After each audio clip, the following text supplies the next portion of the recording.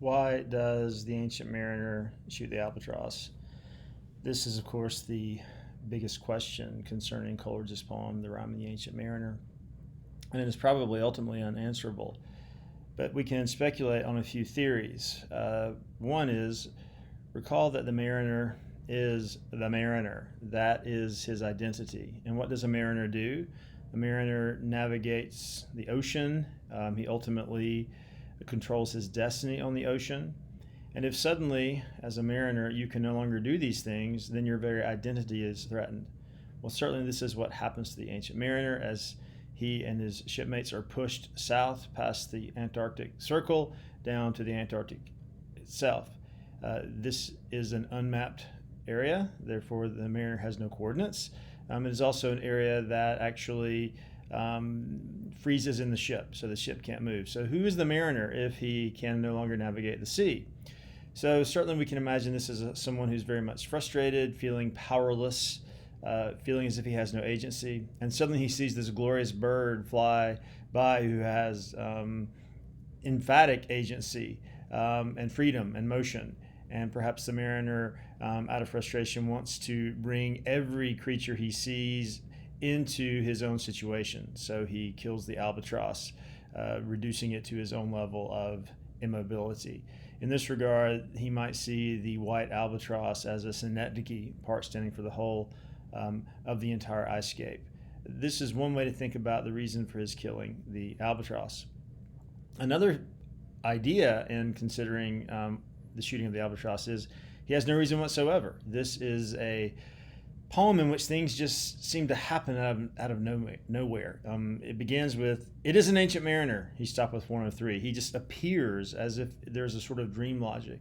And then the mariner, in launching his story, says, "There was a ship," quoth he. Again, things just seem to happen out of nowhere.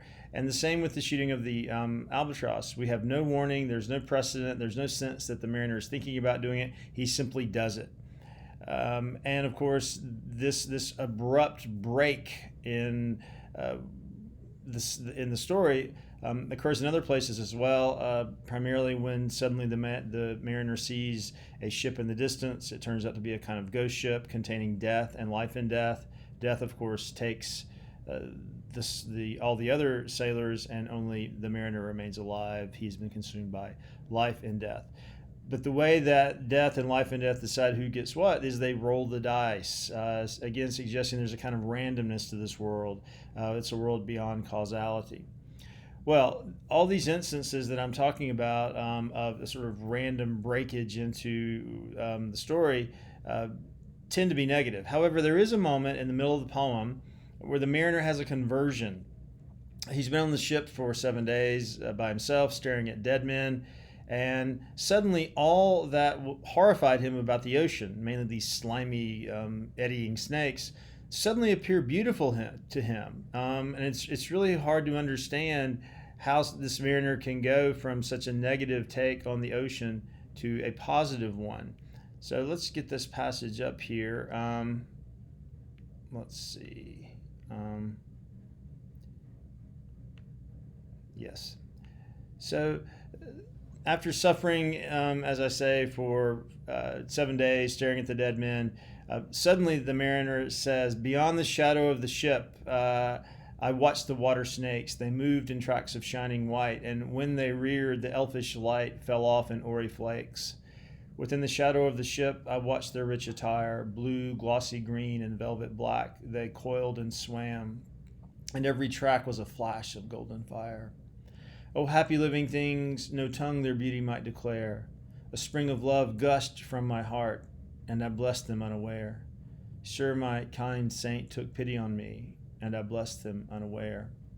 The selfsame moment I could pray, and from my neck so free, the albatross fell off and sank like lead into the sea." Where does this blessing come from? To move from fear of the landscape, desire to control the landscape, to a loving embrace of the landscape, a desire to merge with the landscape. And in the midst of this feeling, suddenly he blesses these water snakes unaware. Sure, my kind saint took pity on me, I blessed them unaware. So where does this come from, this upgush of compassion? Can we say that because the mariner has suffered 7 days staring at dead men, he suddenly starts to understand the repercussions of his actions? That killing happy living things ultimately will lead not only to death of that thing, but also to the death, spiritual or otherwise, of the killer? Maybe. So in that regard, there's a sense that he somehow earns this epiphany, because this is what it is. It's an epiphany. It's a conversion, where he goes from alienation to participation.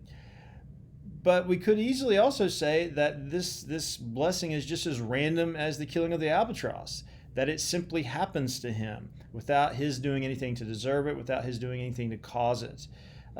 Certainly an important part of this blessing is that self-consciousness goes away, the kind of self-consciousness that might alienate one from the landscape, because self-consciousness is, of course, connected to this idea that I am not simply myself, but I'm thinking about myself, I'm thinking about myself, I'm thinking about myself.